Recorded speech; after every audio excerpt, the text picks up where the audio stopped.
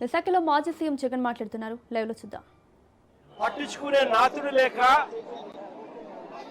Boat క్యాప్సైజ్ అవుతే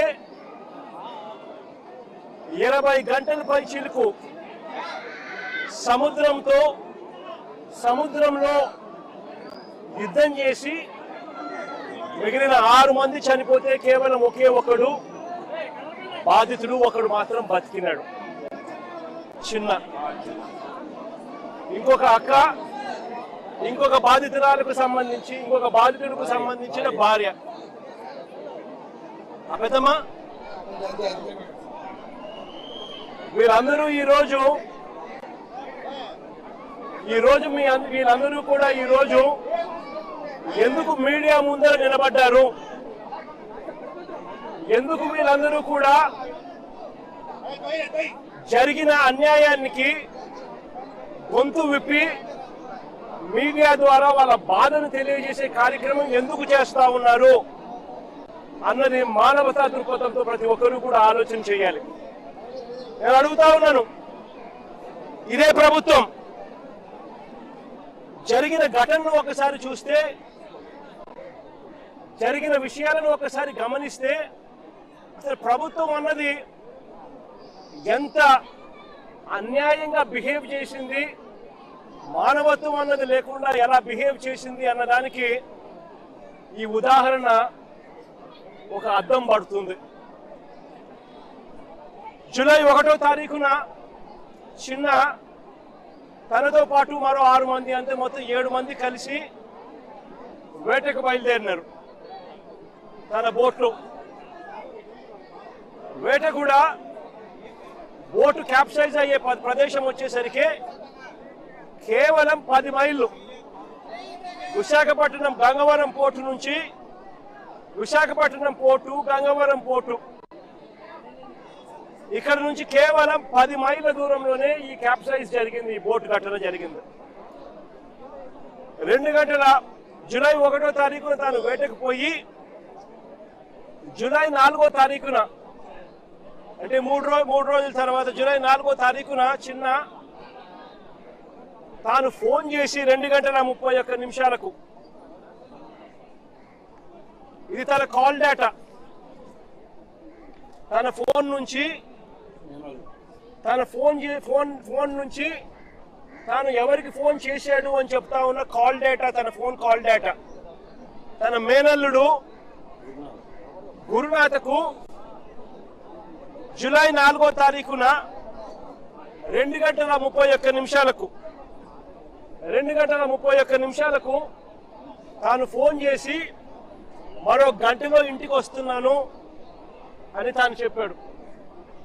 అంటే వేట అయిపోయింది, దేవుడి దయతో చేపలు కూడా పుష్కలంగానే పడ్డాయి, మరో గంటలో నేను ఇంటికి చేరుకుంటాను అని చెప్పి తన మేనల్లుడికి ఫోన్ చేశాడు.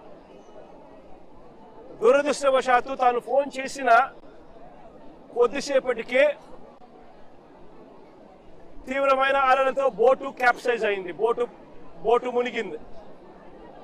బోటు మునిగితే వీళ్ళంతా కూడా అక్కడ టెలిఫోన్లు అక్కడికి సముద్రంలోకి పడిపోవడం, నీళ్ళలోకి అవి నీళ్ళమయం కావడం, వీళ్ళంతా బోటు పైకి ఎక్కడం, బోటు మీద వీళ్ళ హృదయ విదారమైన గాథ అక్కడ స్టార్ట్. పట్టించుకునేవాడు లేడు, ఎవరూ లేరు. 10 మైళ్ళు ఈత కొడితే తప్పనిచ్చి పోటుకు రారు. బోటు ఒకవైపును చూస్తే గంటకు మునిగిపోతా ఉంది. అలాంటి పరిస్థితిలో ఘటన జరిగిన వెంటనే బోటు కింద భాగంలో ఉన్న ఒక మనిషి చనిపోవడం జరిగింది. మిగిలిన 6 మంది అక్కడి నుంచి ఈత కొట్టడం మొదలుపెట్టారు. అది వాళ్ళ పరిస్థితి ఆ మాదిరిగా ఉంటే 2 గంటల 31 నిమిషాలకు గంటలో ఇంటికి వస్తానని చెప్పిన తాను గంట అయిపోయినా, 2 గంటలు అయిపోయినా, 3 గంటలు అయిపోయినా ఇంటికి రాకపోయేసరికి గురునాథ్ మళ్ళా తిరిగి ఫోన్లు చేయడం మొదలుపెట్టాడు వీళ్ళ మేనల్లుడు. కానీ ఆ పక్క నుంచి ఫోన్లకు సిగ్నల్ లేదు, ఫోన్ రిసీవ్ చేసుకునే పరిస్థితి లేదు. అలాంటి పరిస్థితుల్లో వాళ్ళు మనిషి బతుకున్నాడా లేదా కూడా అర్థం కాని పరిస్థితుల్లోకి వాళ్ళు వెళ్ళిపోయి రకరకాల అధికారులకు కంప్లైంట్ చేయడం మొదలుపెట్టారు. రాత్రి 10:30 గంటలకు రాత్రి 7 గంటలకు ఫిషరీస్ డిపార్ట్మెంట్ అధికారులకు కలిసి విన్నవించినారు. 7 గంటల సమయంలో ఫిషరీస్ డిపార్ట్మెంట్ అధికారులు ఎవరు కూడా స్పందించని పరిస్థితి అక్కడ కనపడేసరికి రాత్రి 10:30 గంటకు Janaki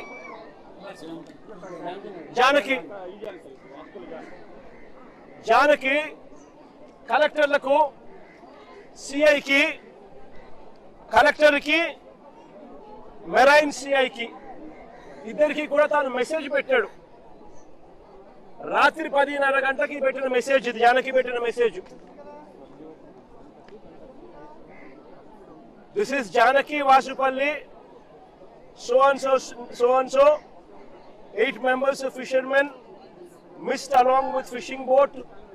Request to please pursue the search operation near Gangavaram coast. Specific coordinates తో సహా గంగవరం ప్రాంతం నుంచి గంగవరం కోస్ట్ దగ్గర ఘటన జరిగింది అని చెప్పి సమాచారం ఉన్న నేపథ్యంలో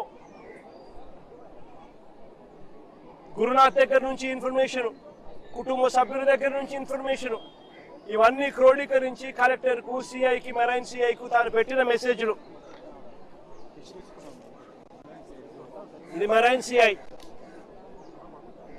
సేమ్ అదే మెసేజ్ మళ్ళా పెట్టాడు, కలెక్టర్ కాకుండా మెరైన్ సిఐకి.